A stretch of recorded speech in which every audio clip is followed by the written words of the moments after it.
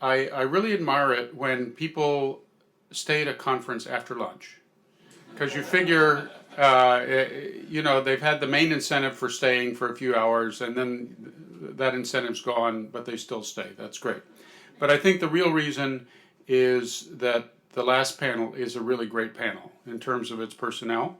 And so I'd like to invite them to come up to the podium now so we can get started on the last panel. So please.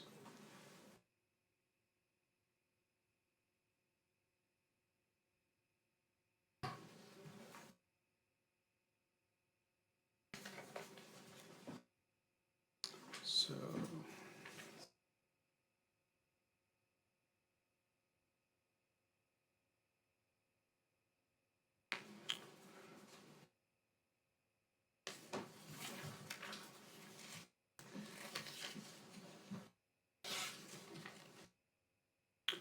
so the title of this panel is U.S. Taiwan-mainland China Relations Within New Political Environments. And we sooner or later have to come back to this triangle, but we are in a situation with political transitions going on. Tsai Ing-wen was inaugurated on May 20th. The United States finally will have an election on November 8th. And Xi Jinping in 2017 will be sort of campaigning for reselection. And so it's an environment that has more than average interest. So to help us explore this, we have four great scholars. First is Tsai Ming-yen, who is professor of the Graduate Institute of International Politics at National Chengchi University. My good friend Bonnie Glaser, who's a senior advisor for Asia and the director of a really new and exciting project at CSIS, the China Power Project. And then Professor Zhao Sui-sung, who is professor of the Joseph Corbell School of International Studies at the University of Denver. He's the director of the Center for China-US Cooperation, which is doing great work. And he is also the editor of the Journal of Contemporary China, which is making a major contribution to sort of the dissemination of knowledge about China. So without further ado, Professor Tsai. Oh, I'm sorry, I missed Professor Lin altogether. I'm really sorry, I was on the wrong page. So another friend, Lin Wan Chung, who is Professor, College of Social Science at National Sun Yat-sen University. I'm very embarrassed. So do you want to come up here or sit down? Sit down. Okay. Let me see.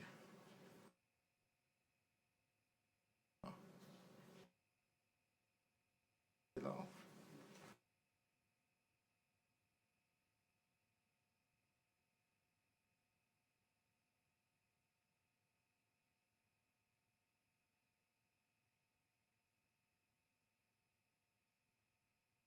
Okay.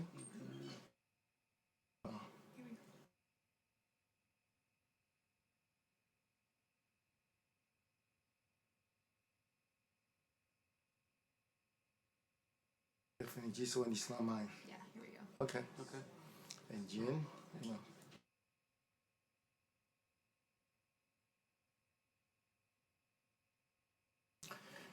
Okay. Sure. Okay. Yeah.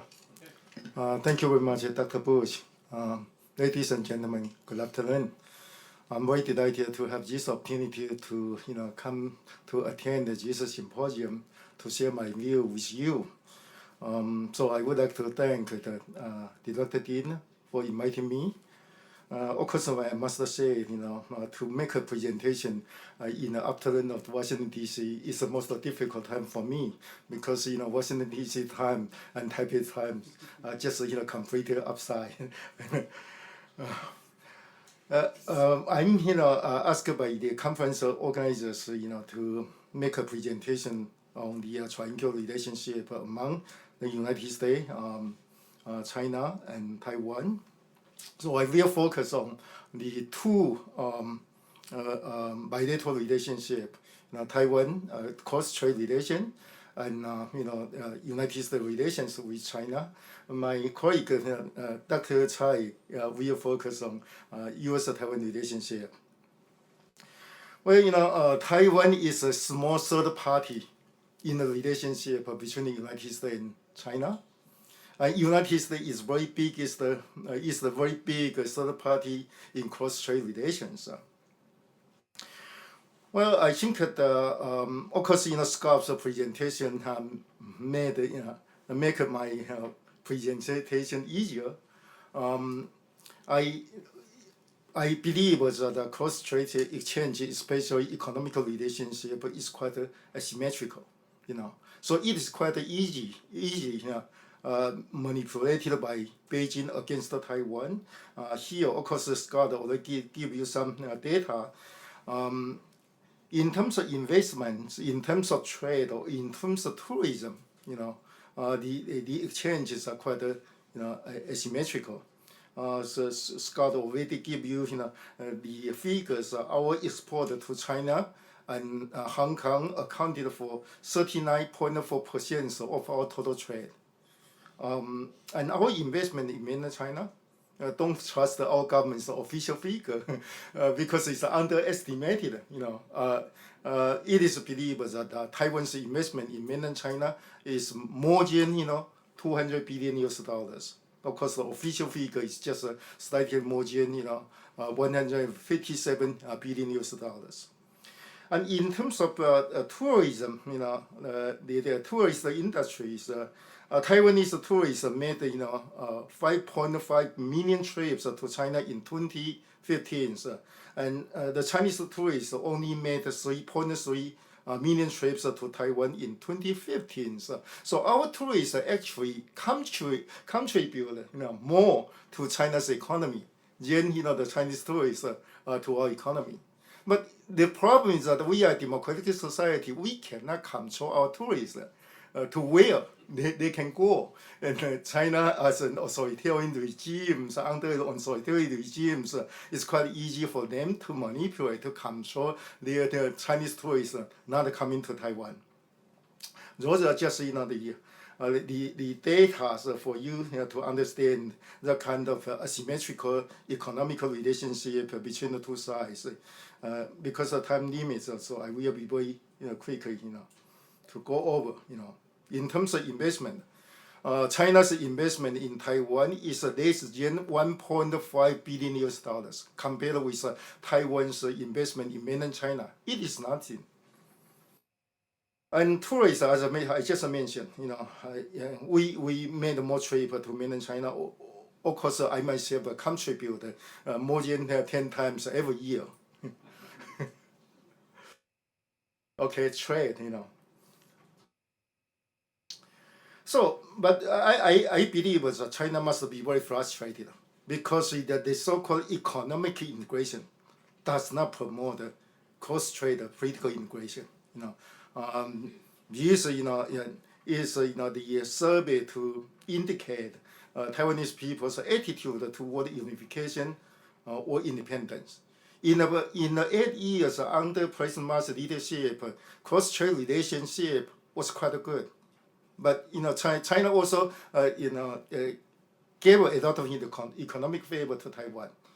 But such a good relationship, and China's friendly policy did not change Taiwanese people's attitude toward unification or independence. You can say that the trend in terms of cross-strait unification, the trend in Taiwan is moving toward Taiwan independence. So I said I could understand. I can understand China's frustration. And so perceptions of Beijing's hostility in Taiwan, no big change. And so in the future, social economic integration, the situation is that there is a social economic integration without political integration between the two sides of the Taiwan Strait. Okay, now we come to China's era, beginning from May 20. Well, only 5 minutes left. Okay, I think I will skip this part because so much have been talked in the first panels and Deputy Minister Lin's keynote speech also talk about cross-strait relations and they talk about President Tsai's policy toward mainland China. So I think I will mainly skip this part.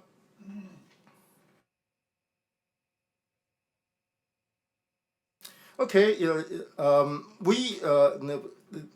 Scott also mentioned about President Tsai's new southbound policy, because before President Tsai took office, we predicted that China might use economic means to punish Taiwan, to put pressure on Taiwan. Of course, the new southbound policy does not really target China. President Tsai already proposed cooperation with China in Southeast Asia or South Asia. But we need to find a way out for our businessmen when China's economy slows down. Okay, Beijing's response to President Tsai's inaugural address, I think is well known. They are not satisfied. And the United States government's response is quite positive.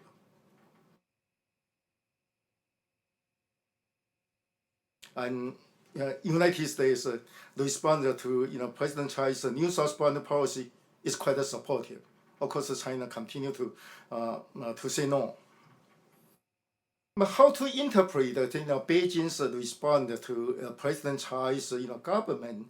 I think there are three possible way to interpret Beijing's response. The first one is that it might be just a Beijing strategy to push Tsai Ing-wen further.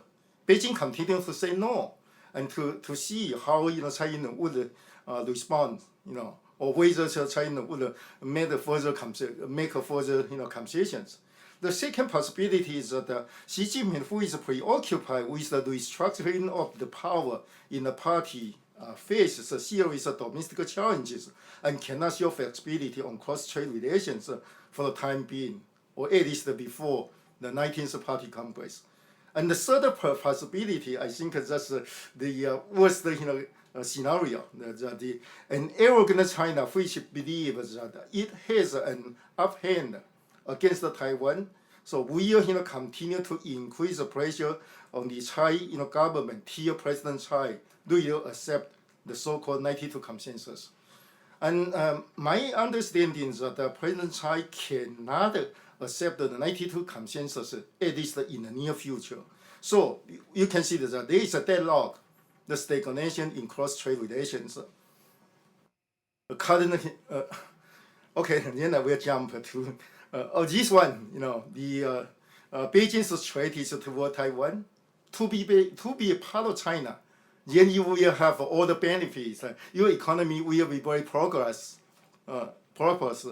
And if you are away from Taiwan, then you will be there.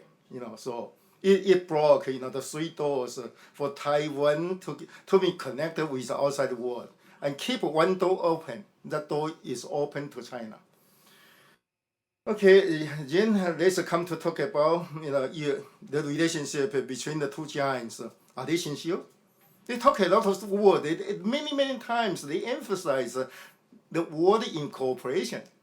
Beijing say cooperation. United States emphasize the importance of cooperation with each other. Are they sincere? But according to Wang Jise and Kenneth Lee also, they were serious, mutual distrust between the two countries, and it became worse. Okay, of course, there are areas or issues which encourage the two countries to cooperate with each other, but there are a lot of issues that they have conflict of national interest. But according to some Chinese scholar, or Dr. Bush also mentioned in his books that there is all the problem in this bilateral relationship come from the so-called structural conflict. United States as an existing dominant power would like to maintain the position as the only superpower, and the rising power, China as a rising power, which is not satisfied with such a power relationship, would like to challenge the United States. Okay, so to some scholars, a situation of power transition is occurring between the two countries. Then, who is the boss? According to a survey, conducted to people in 11 countries in Asia, who is the boss in Asia? In 2010, still 65. 6 countries believe the United States was the boss in 2010, and 5 countries which believe that China was the boss in the regions. But 10 years from 2010, in 2020, only 2 countries left which believe that United States is still the boss in the regions. And then of course I list a lot of policies adopted by Beijing to deal with the United States. Okay, well the time control asked me to stop, so I think 1 more minute. Factors affecting future relationship between the 2 countries. Who will be U.S. New president? And Xi Jinping as China's decision maker till 2022 at least. After he consolidated his power, will he become more flexible, or he will continue to be so assertive? Implication for Taiwan. Taiwan's option to take the Chinese side. Some American scholars suggest that the United States should encourage Taiwan to accept the Freeman model. Really, I don't understand why. And the model of commonwealths and confederations to accept China's one country, two systems model is unlikely. It's no longer attractive. This morning we talk about Hong Kong. Hong Kong's case, what happened in Hong Kong, announced the days of one country, two systems model for the people in Taiwan, and permanent neutrality to take the American side to maintain status quo, to take the Chinese side, unless we accept the one country, two systems model, and it's unlikely for people in Taiwan. And other models, including Finland model, are not supported by China. So we will continue our traditional approach to take the American side. But the one question in our mind is whether we can trust the United States or not. Thank you very much.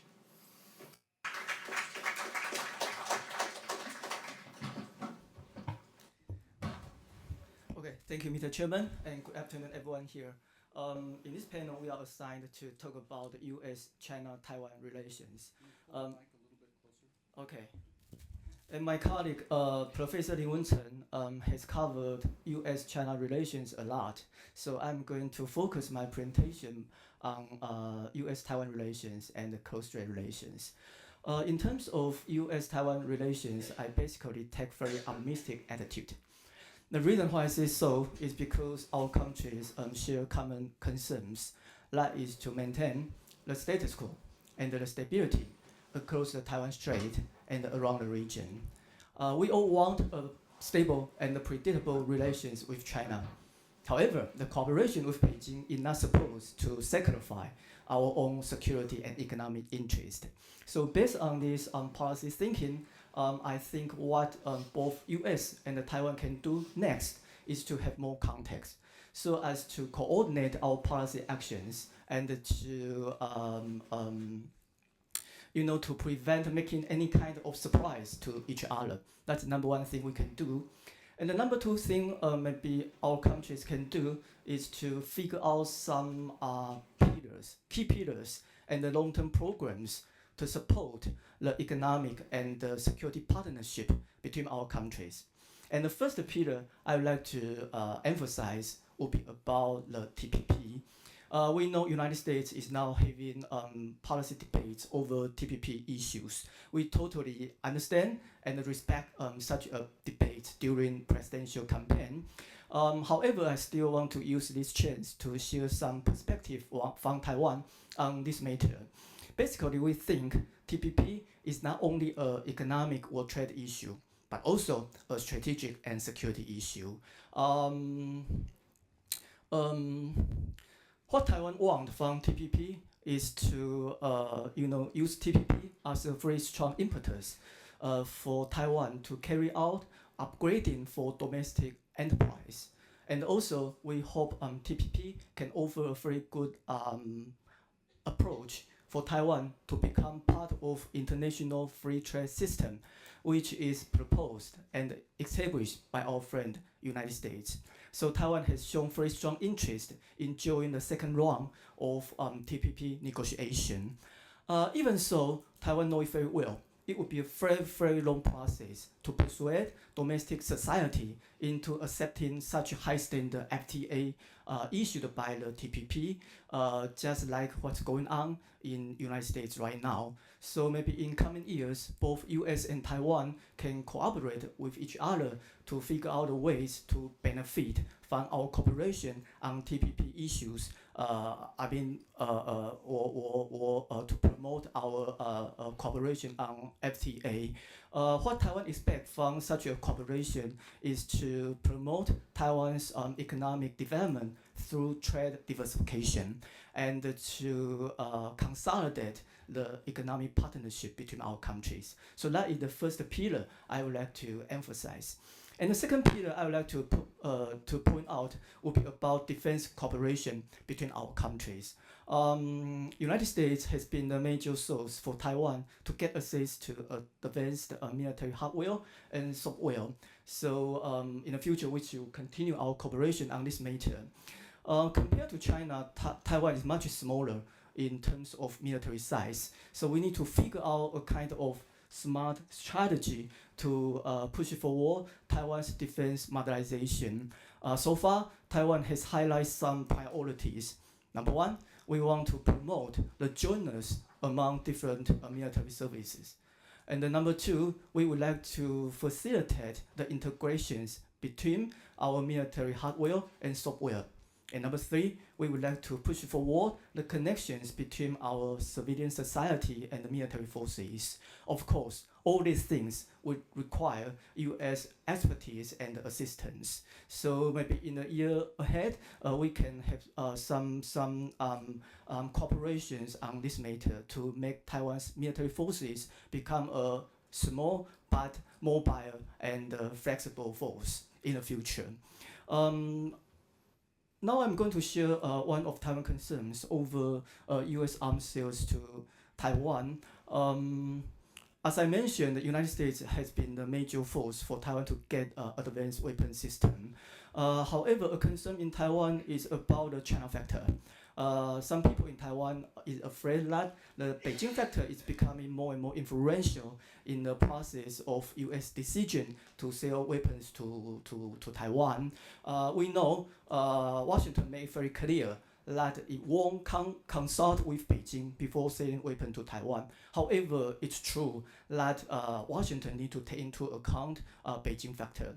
So there is a proposal in Taiwan which argues that Taiwan may be able to consider the possibility to produce weapon system on our own, particularly for those sensitive weapon systems that United States may be not able to offer to Taiwan. Submarine and jet fighters would be the cases. Of course, we know it's not that easy for Taiwan to produce such advanced weapon system on our own without any help from United States. We know it very well. So maybe in the coming years, both US and Taiwan can work together to evaluate the potential or possibility for Taiwan to produce a weapon system on our own. And Taiwan's expectation from such a proposal is that maybe we can promote our cooperation between defense industry.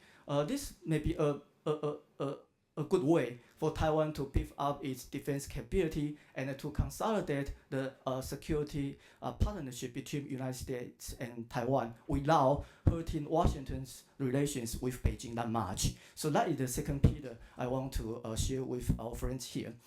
And now I'm going to spend a couple of minutes on cross-Strait relations. Basically, I think the current relationship between two sides of the strait is not that good and not that bad. In Taiwan, we use the term cold peace to describe the current situation. And the reason why cross-Strait relations becoming so, cold peace, is not because new president come out. It's because new general public's opinion turned out after the presidential election of this January. 92 consensus was a very important proposal for KMT and Beijing to work together to handle cross-strait relations in the last 8 years. However, Taiwan's general public doesn't like this idea that much anymore. So as a newly elected president, Tsai Ing-wen has to figure out something, create something new to serve as a kind of common ground inside Taiwan society and between two sides of the strait. This is the reason why Tsai Ing-wen proposed that Taiwan may be able to use ROC constitution system to handle Taiwan's relations with China. ROC constitutional system contains one China spirit somehow on one hand. On the other, it also reflects the political reality that Taiwan has been outside PRC's control ever since 1949. So this is a very new try, to narrow down the political gap between Beijing's insistence on 92 consensus and the Taiwan general public's expectation for greater political autonomy. So this is a very, to me, a kind of creative try. So I think any kind of move to stabilize cross-strait relations should be encouraged. To stick to ROC constitution system is a very big move made by the DPP. So maybe in the future, in the a month ahead, United States can play a kind of active or constructive role to encourage both sides of the strait, particularly Beijing, to resume official contact with Taiwan. If we don't have official contacts, maybe we have to maintain some other dialogue mechanism live, like track 1 or track 1.5 or track 2 dialogue mechanism, so as to avoid any kind of misunderstandings or misperceptions across the Taiwan Strait. Also, to prevent the current cross-strait court peace from becoming a kind of court foundation in the future. So that's my presentation on U.S.-China-Taiwan relations to share with our friends here. Let me stop here. Thank you. Thank you very much, Professor Tsai. Bonnie? Thank you, Richard. I'm going to limit my remarks to U.S. policy toward Taiwan. I'm going to start by looking back. It was suggested to me to talk about U.S. policy during the transition. I'll touch a little bit also on the campaign period, because I think we can draw some lessons about U.S. policy toward Taiwan going forward from U.S. policy as it was conducted during the transition. And then I will very briefly look forward and identify some of the factors that will influence U.S. policy going forward. So I'm going to identify basically 6 themes about U.S. policy toward the transition. The first is that the U.S. remained even-handed and respected Taiwan's democratic process. So, of course, the United States hosted both of the main candidates, Tsai Ing-wen, Eric Chu, both came to Washington.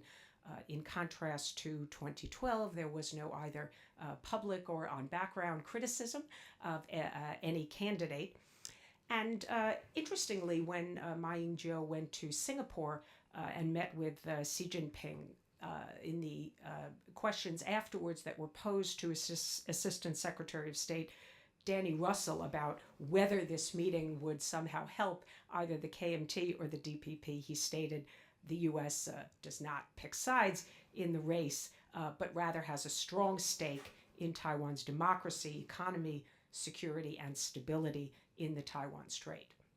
Second point, the Obama administration has focused on the need to preserve cross-strait peace and stability. This really has been, I think, the core of U.S. policy during the campaign and the transition. The reemergence clearly of cross-strait tensions would pose a serious risk to American security and interests. If it is a military confrontation, it is one in which the U.S. could be drawn into. And even if diplomatic tensions rise, then the danger exists that it the Taiwan issue becomes more prominent once again in the U.S.-China relationship, crowding out other issues, dominating the agenda, and making it difficult to address other things in the relationship at a time where we have a much more competitive relationship with China and a lot of issues that need to be dealt with, and of course a leader that has a style of decision making that involves very few people, and so that meeting bilaterally between the two presidents has become even more important than it was in the past. So even 8 months before the election, when Susan Thornton gave a speech here at Brookings, she emphasized that the critical component of U.S. Taiwan relations was stable management of cross-strait ties. And a particular element of this that the U.S. has been concerned about during the campaign, the tradition, and today, is the nature of the channels between the DPP and China. So these channels of communication, are they reliable? Can information be exchanged reliably, or is there a potential for miscalculation? Is there a need for the U.S. to play a more active role and maybe even a mediating role? And so, of course, if we go back to the Chen Shui-bian era, there was a more active U.S. Policy during the transition and involvement between the two sides of the strait. We did not see, and my third point would be that the U.S. did not get directly involved in any mediation and really had a more passive, played a more passive role than it did in 2000. I think this was partly because China was not putting an enormous amount of pressure on Taiwan. There weren't really overt threats. There was little coercion. Lots of calm statements about the consequences that would follow if Tsai Ing-wen didn't accept the 1992 consensus. But that was primarily the gist and focus of China's policy. And Beijing really didn't put a lot of pressure on the United States to urge Tsai Ing-wen to accommodate. So my analysis is that Xi Jinping has greater confidence in his ability to deal with Taiwan. He has a bigger toolbox with which to manage Taiwan, and really did not want or see the need for a lot of U.S. involvement, and simply, I think, laid down markers in his meeting with President Obama about not playing a negative role. The U.S., I think, also another reason why the U.S. didn't get involved in more active mediation is that the United States had a degree of confidence that there were some reliable communication channels between the DPP and the PRC. And of course, as Tsai Ing-wen became inaugurated, she has spoken more publicly now about these channels. You may have seen her interview, for example, that she gave to the Washington Post. Fourth factor, the U.S. urged both Beijing and Taipei to be flexible in the interest of maintaining peace and stability. So U.S. officials hoped that neither Tsai Ing-wen nor Beijing would be too rigid, that both sides would do their utmost to try and find some new formulation that would maintain that stability in the cross-strait relationship. And on occasion, we heard U.S. officials say some things publicly. After the September 2015 summit between Xi Jinping and President Obama, a senior U.S. official told the media that U.S. fundamental interests are in cross-strait stability, and that the United States would continue to counsel restraint on the part of Beijing, so privately and publicly. Fifth theme, throughout the campaign and since the election, the U.S. remained clear and consistent that its policy is based on the 3 U.S.-China communiques, the Taiwan Relations Act, and on one occasion, a U.S. official even referred to the 6 assurances. So the United States did not get drawn into the dispute over the 1992 consensus and over one China principle, and simply maintained its own position and policies. I think these are all important going forward.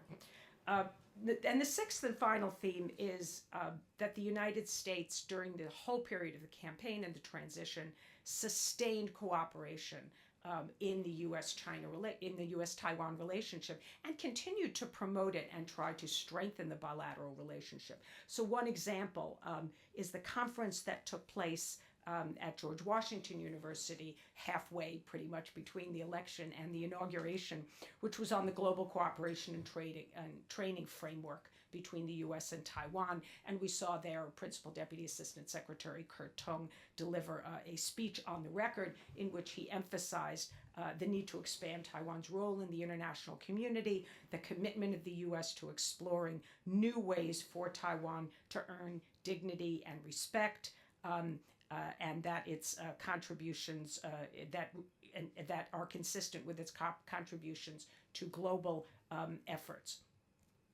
So I give the Obama administration high marks for clearly conveying its concerns, its priorities to both sides of the strait, while respecting Taiwan's democratic processes, reiterating its consistent support and commitments to Taiwan, and trying to create an environment in which Beijing and Taipei can manage their differences.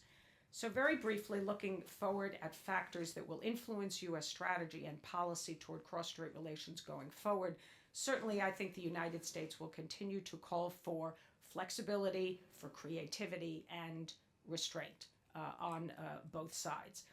There will be continued emphasis on trying to preserve, I think, Taiwan's autonomy and prosperity. So I'm going to identify three factors going forward.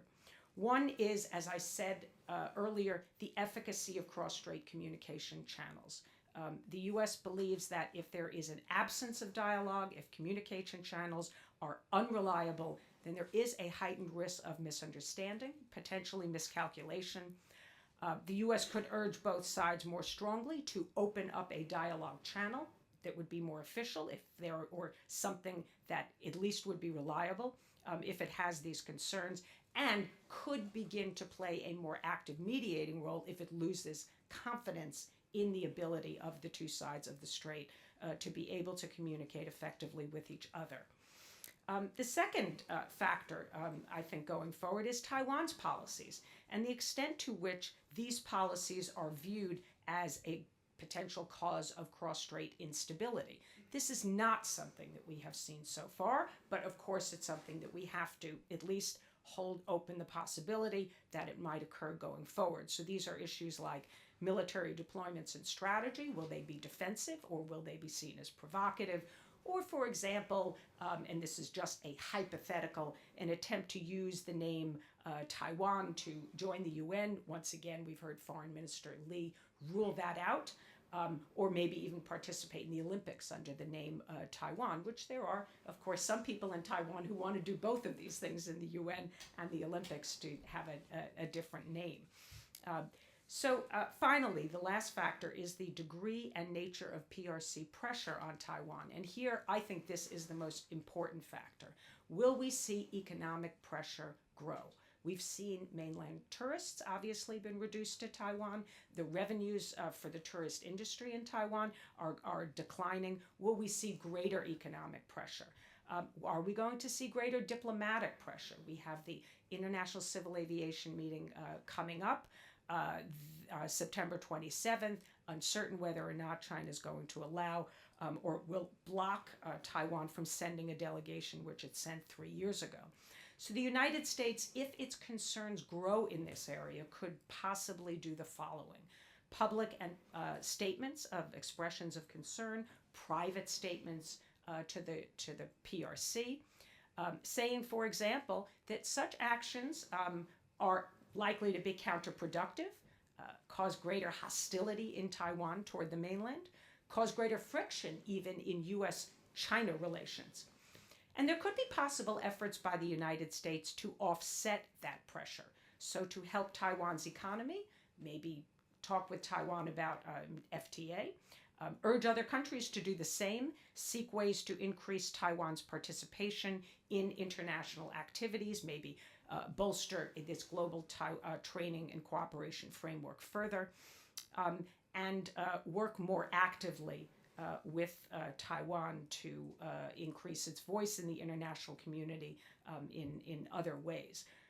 Finally, I would say if there is military pressure, and I talked so far about economic and diplomatic, that I think that would likely provoke warnings and potentially a U.S. military response. Of course, we could not rule that out depending on the nature of military pressure. So I think I'll stop there. My time is run out. Thank you.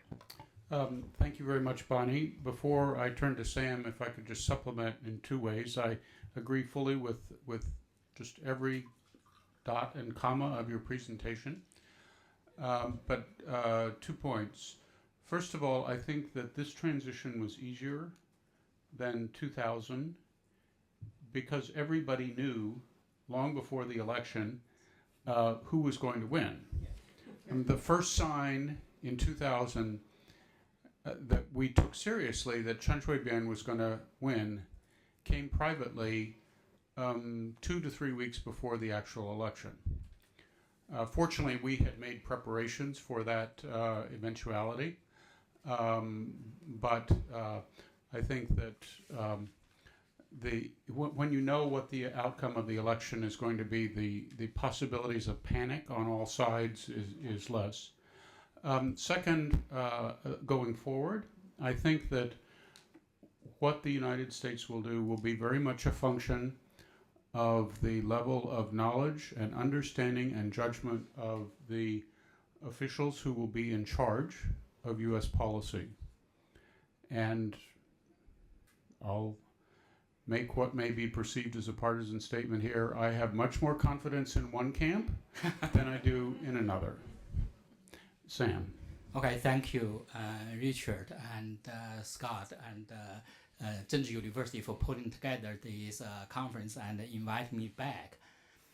Last year, when at this conference, my presentation, I mentioned 3 points to the 3 players. To the U.S., I said, stay on course. For Taiwan, no surprise. For China, be patient. So looking back, I would say that the U.S. has stayed on course really well so far, as both Richard and Bonnie mentioned. The Obama administration has responded to this power transition in Taiwan as gracefully as good as the U.S. could do. On the Taiwan side, I have not seen any surprise yet. Tsai Ing-wen has promised to maintain status quo and acknowledge the Constitution of the Republic of China. However, he will not say the Beijing's words of the 1992 consensus, which I think is anticipated. The DPP administration could not be same as the KMT, otherwise people will not elect the DPP into the office. So on the Taiwan side, I will say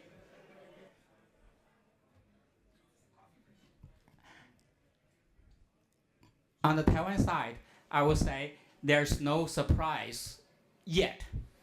Now, on the China side, be patient. That is an issue I think we worry a lot. From my perspective, I'm a little bit pessimistic. So far, not many actions as they threatened before the inauguration, but still not concerns. Let me go back a little bit to the China's reactions to the election of the President Tsai. China was, of course, everybody anticipated her election, but Beijing was very, very suspicious of her, never trusted the DPP, not Chen Shui-bian, not even Tsai Ing-wen, although these two people could be different.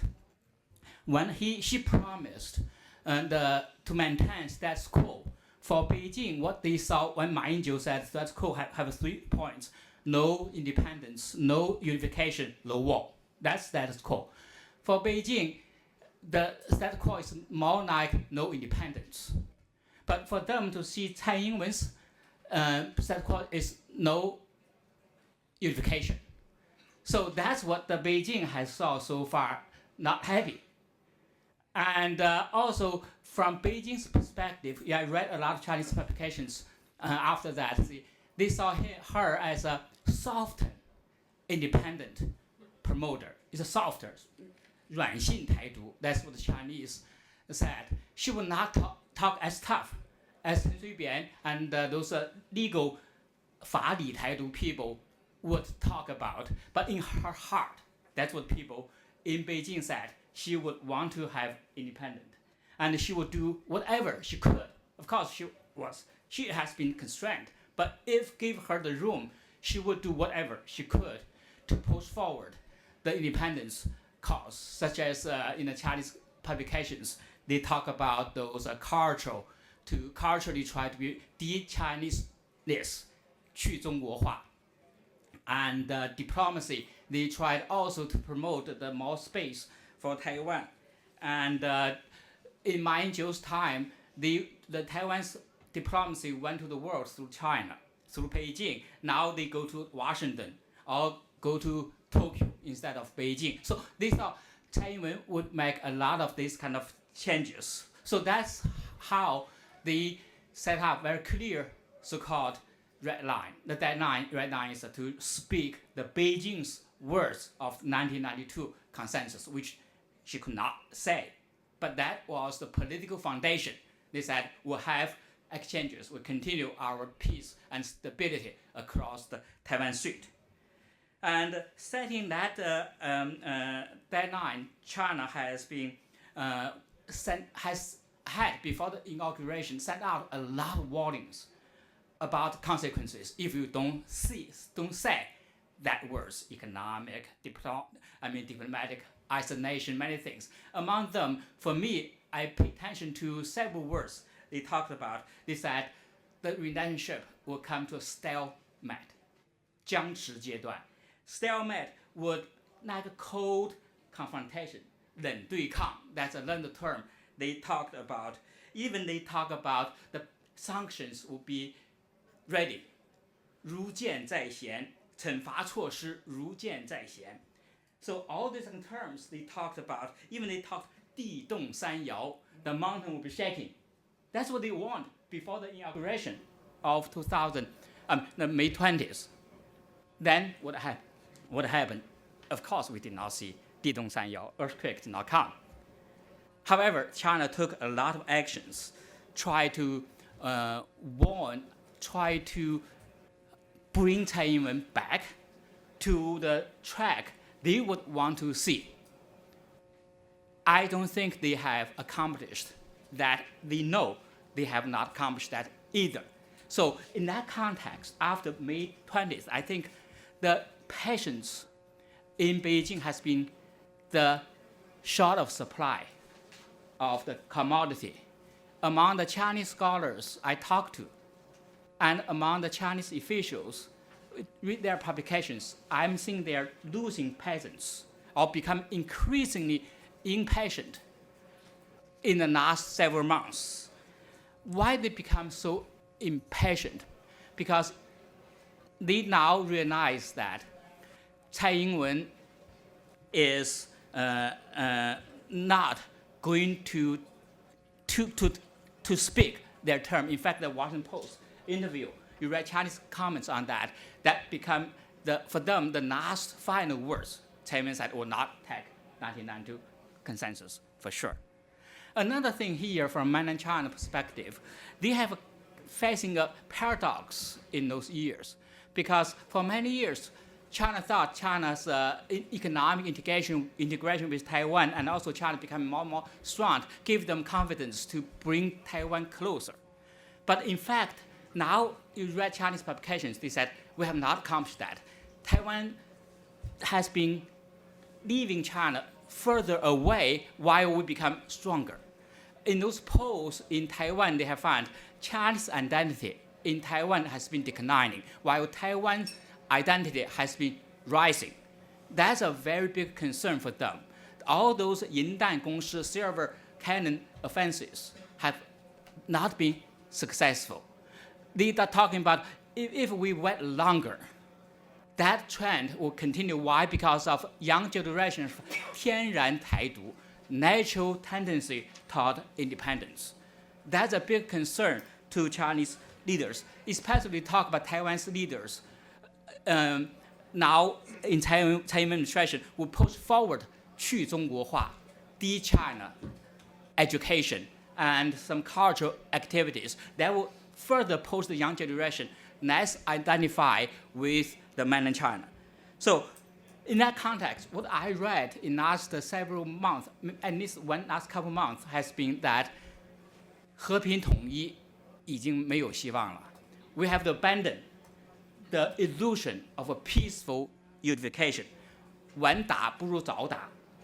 To fight a war, better to find war early than later. That's what the people talk about. You'll be surprised to read that. Zhu Chenghu and talks as soldier. We have to make sure we are ready to fight a war to win. Of course, we will not trust Zhu Chenghu. May not be a front.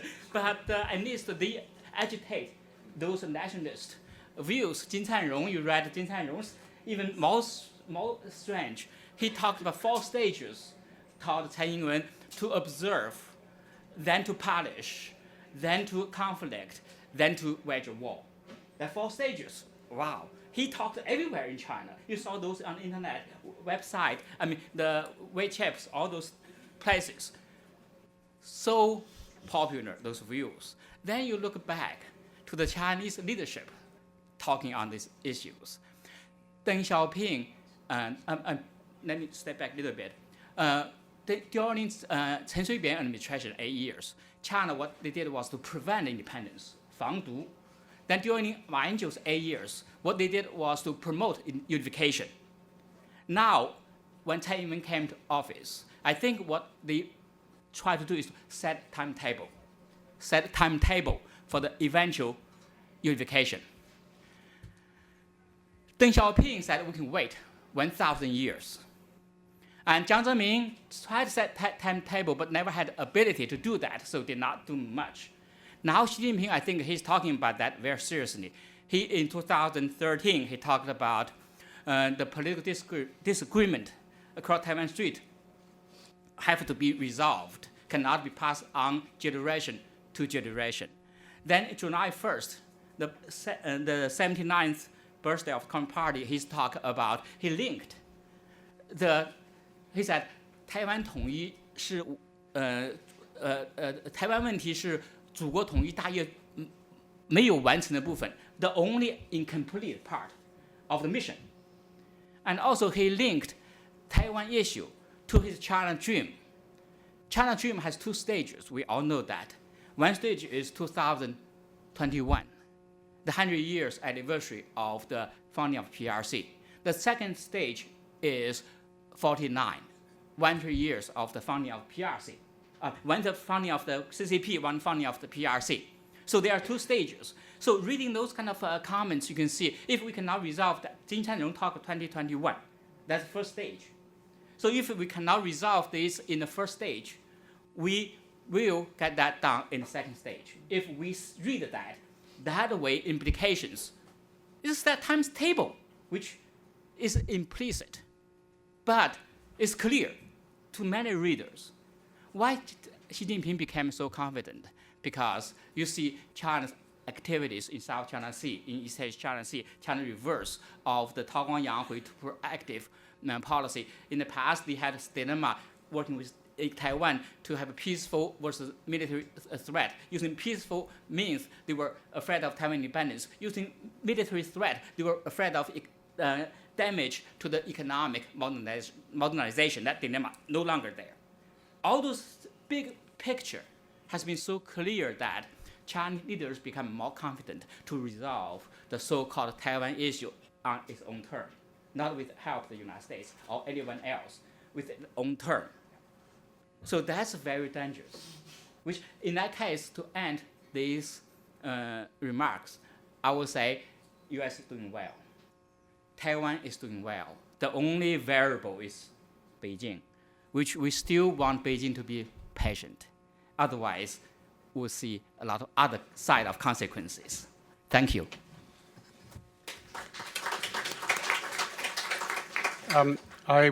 I hope Beijing is patient. I also hope that they base their judgments on knowledge, wisdom, and good judgment. And remember that what we're talking about ultimately is 23 million people who have their own views, right?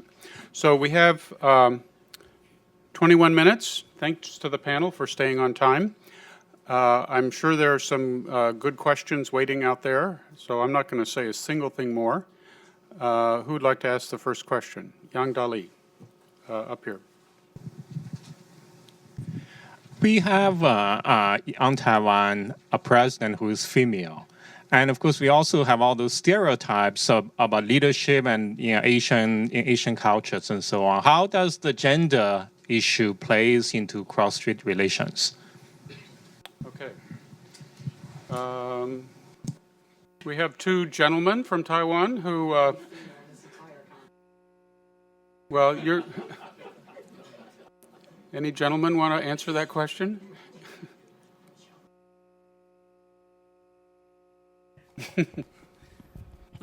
I think, Taiwan is the first female president in Taiwan's history.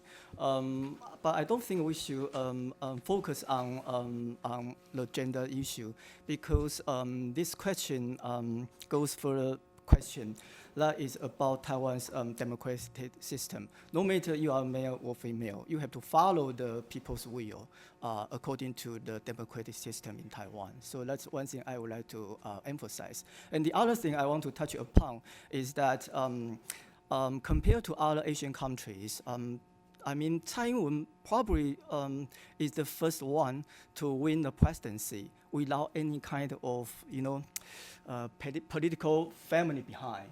So that is a very unique example we can find out in Asia's history to offer for your reference. Thank you. Anybody else?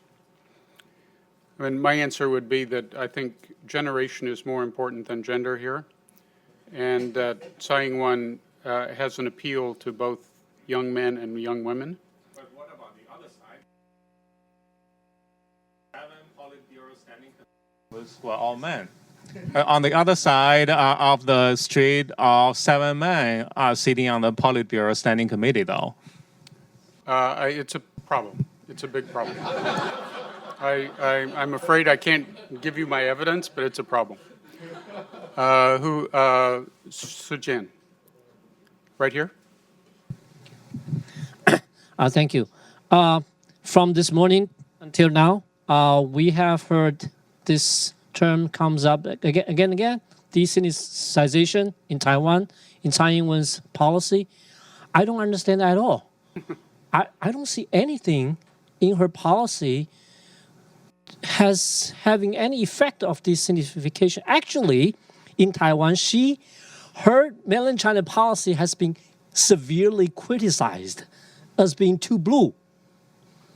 Okay, so I'm really appalled by the divergent perception across the strait on Tsai Ing-wen's mainland China policy. So I would be delighted to be enlightened by any gentlemen or ladies. Thank you. Anybody want to speak to that? Indeed, I see Tsai Ing-wen more like Ma Ying-jeou. Indeed, because Ma Ying-jeou, when he was supposed to be KMT president, he tried to not work with his fundamental supporters, try to be a president of all Taiwan people, which is right. But the first term, yes. The Tsai Ing-wen at this stage is pretty much like Tsai Ing-jeou, illusion to be able to be a president of everyone in Taiwan, which is not possible. So in that case, her mainland China policy has not been very clear and help her that much. Bonnie? Obviously, the Chinese have drawn conclusions about Tsai Ing-wen, long before she even really announced for her candidacy. And then experts in China then look for evidence to prove that. So when Chen Shui-bian was president, this was a big concern. So I think that this has almost been sort of like transferred onto her shoulders, and it's based on fear. And one of the first things that they, of course, pointed to was the reversal of the decision about the change in the textbooks. And that was really highlighted in China as an example of this de-sinification. Textbooks. The textbooks in Taiwan. So Ma Ying-jeou had, as you know, tried to make them sort of more once again about Chinese history, not just Taiwan. My understanding is there's been a decision to reverse that. And so this is not a decision made by the president, but yet, of course, they assign that blame to her. But I do think it is in large part based on fear. I agree with that, and I think that I would add that there are three realities going on here that I think Beijing really doesn't understand or wish to admit. Number one, let's ask ourselves, which side of the strait has done a better job in preserving traditional Chinese culture? Number two, do you establish your identity from textbooks or from life experience? Number three, is it not possible that Taiwan people have multiple identities, Chinese, Taiwanese, and cosmopolitan, all at the same time? And so it's not one or the other. It's my editorial. Another question. Let's go to the back. We've had people, so the lady right there in the white skirt. Up here, up this way, right there. We'll go further Thank back. you. Rita Chen from the Central News Agency, Taiwan. My question is for Richard and Bonnie. I'm focusing about the U.S. transition because the time is coming. But do you see that any possibility that China maybe operate some action to stimulate or escalate the tension on Taiwan Strait during the U.S. transition time? How will you suggest the U.S. administration to avoid that situation?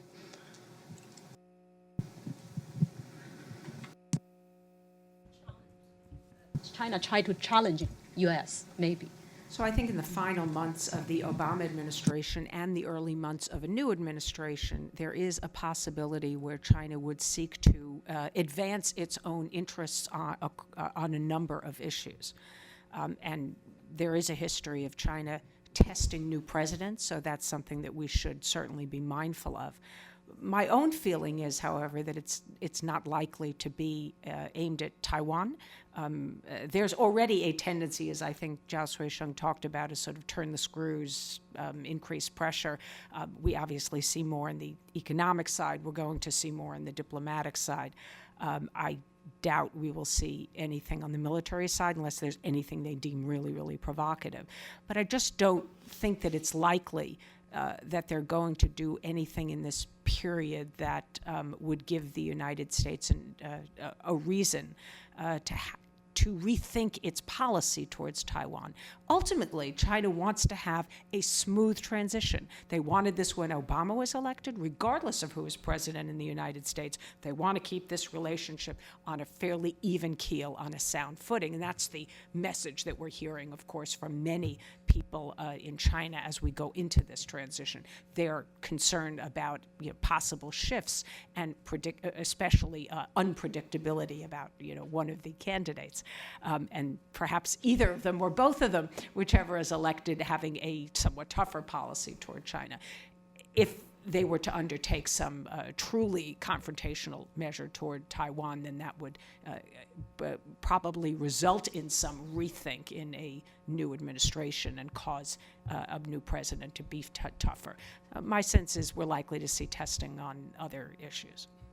I would only add, and I agree with all of that, is that when you have a presidential campaign that is well organized and professional, and one of the campaigns this time is well organized and professional, you think well in advance of the challenges you will face from the day of the election on, from everywhere, domestic, international. And so I would be surprised if there aren't some people who have already thought of your question and thought of what the responses would be. Certainly hope so. There's a question way in the back.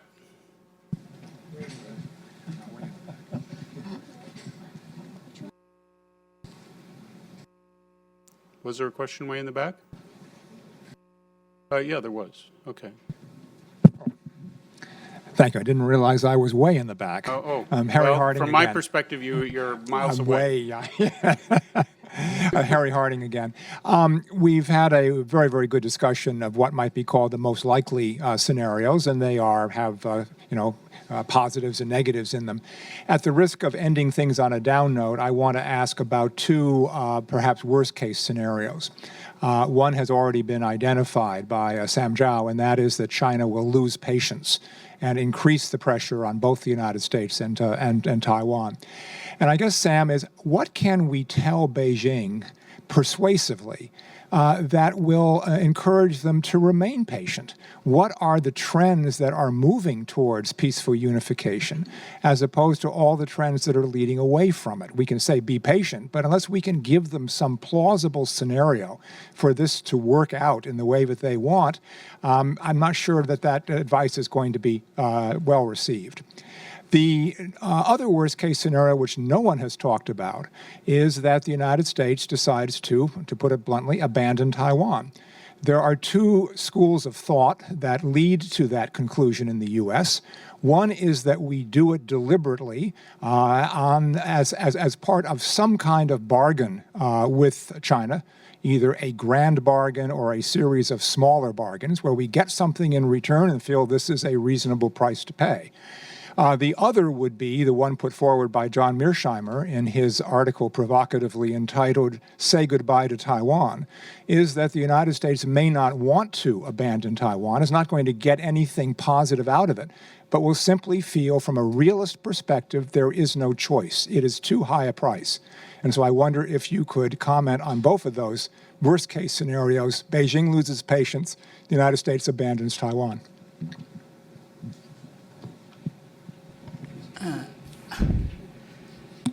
I don't see any way except one word or one way to tell Beijing to be patient. That is domestic problem in China. Chinese economy may derail and China's rise would derail too. So Chinese leaders have more worried domestically than the Taiwan issue. Even on that front, I'm also a little bit suspicious because if that happens, Chinese leaders might use Taiwan issue to divert domestic crisis. So in that context, Chinese leaders now become so confident that they can deal with almost all the international issues in their own ways and own timetable and own terms. In fact, the Red Chinese publication, one thing I think, they said Taiwan issue is resolved by the three factors. One is the interests. No, I put that down. Three factors. One is power. One is 实力, the strength. Second is interest. Third is people's mind. So among the three factors, the 实力, the strength is most important factor. Then the interest, which is related to the strength, will determine the direction of the relationship, and also determine the third factor, that's people's mind. If we have the power, you will have the interest attract you, then you have come to our side. So in that mindset, real Mearsheimer type of thinking, power politics and real politics, interest politics, they would not want to listen to anyone's advice that be patient. They will be patient only when they decide from their own perspective we cannot do it. If we can do it, they will do it. Bonnie, and then Wen-Chung. Important questions, Harry, and I'll start with the abandonment of Taiwan, which my very close friend Nancy Tucker and I wrote about years ago. I think that the prospects, though, or the possibility of the U.S. abandoning Taiwan are less today than they were when we wrote that article. Against the background of the rebalance to Asia, the challenges that are faced with the management of China's rise and trying to shape China's choices, I think it would be fundamentally against U.S. interests to abandon Taiwan.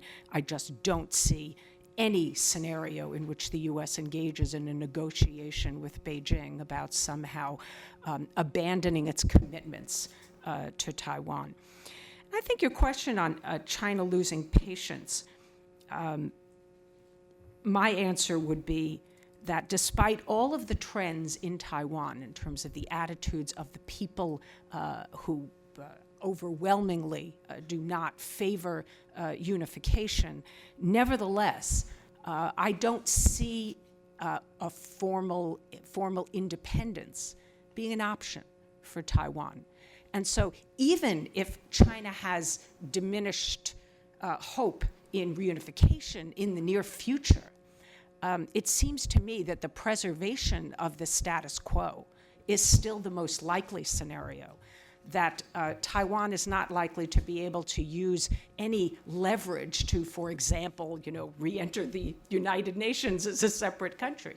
China's own capabilities, even with the slowdown of its economy, I think is still likely to be fairly great in the international community. So I would tell the Chinese that there is still a basis for retaining patience. When they get their own act in order, when China has a better economy and an open political system, maybe someday people of Taiwan would like to have a different relationship with China. And so there's no need for them to be so urgent in the near term. Okay, Wan Chung and then Ming Yan, and then we'll go to. Yeah, I would like to comment on Sham's quite scary remarks. Beijing is going to lose patience, and Beijing is setting a timetable. Mao Zedong once said to Kissinger that Taiwan is not an important issue. China can wait for 100 years or 300 years. Today, to me, Taiwan is still not an important issue to Xi Jinping in his political agenda. Xi Jinping is preoccupied with so many domestic challenges. So if Xi Jinping loses patience on the Taiwan issue and would like to unify Taiwan in his term, then it means that he loses confidence that he can carry out domestic reforms, because he wants to have the legacy on the Taiwan issue, to do something that Mao Zedong could not complete, and also Deng Xiaoping and Jiang Zemin or Hu Jintao. Means that he already lose the confidence to complete what he want to do domestically. Then he want to leave the legacy on the Taiwan issue. That's what President Ma tried to do in 8 years. He failed in all of the other sectors of the policies, and he would like to leave his legacy on cross-Strait relations. I hope it's not. So I still believe that Taiwan is not one of the top priority issues in its political agenda. I went to mainland China last month. I visited China so often. Chinese friends continue to tell me the Taiwan issue is not an important issue in Xi Jinping's agenda. Okay, that's my comments on Sam's quite a scary remark. Okay, then here is the questions. I mentioned in my presentation that we in Taiwan were quite concerned whether we might be sold out by United States again or not. Because we political scientists are trained that it is a world of the real politics. So every country comes in with its national interest. Of course, we cannot blame United States if one day United States decide to sacrifice Taiwan again. But the question is, what can United States get from China by reaching a deal with China? From 2004 to 2008, Taiwan was described by China as a troublemaker. It means that we made the troubles, in the relations between the United States and China. But in the 8 years, under President Marley's leadership, we are a good boy. We didn't make any trouble, And then, of course, the conflict, between the United States and China increased. So even today, you sacrifice Taiwan, it does not mean the conflict between the two countries will be gone. It continues, because that's China's perceptions that United States try to contain China. That kind of stories you can hear again and again in China. So by sacrificing Taiwan, what can United States get? Nothing. Thank you. Okay. Ing-wen, you have the last word. Okay, thank you. I think when we talk about the point that China is now losing its patience on Taiwan issues, there is a broader picture behind. That is, China is now losing patience toward everything. China is losing its patience toward U.S. policy on South China Sea, losing patience on Japan's efforts to become a normal state, and losing patience to South Korea's decision to deploy U.S. SAD system. So I think the problem is that when China was weak, China was always patient. But when China is becoming stronger, China want to show its determination to protect this country's core interest. So I think that's the major logic behind China is losing its patience. So I think the problem is not from the Taiwan side, it's from the Chinese side. China needs to position itself properly in this region and around the world. Otherwise, we would see an impatient China everywhere. Okay.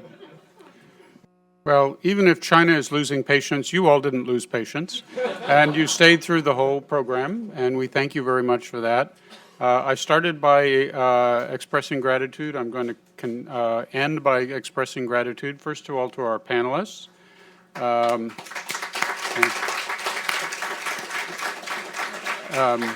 Second, to all the people, including Chris Johnson, who flew all the way across the Pacific to get here for this conference.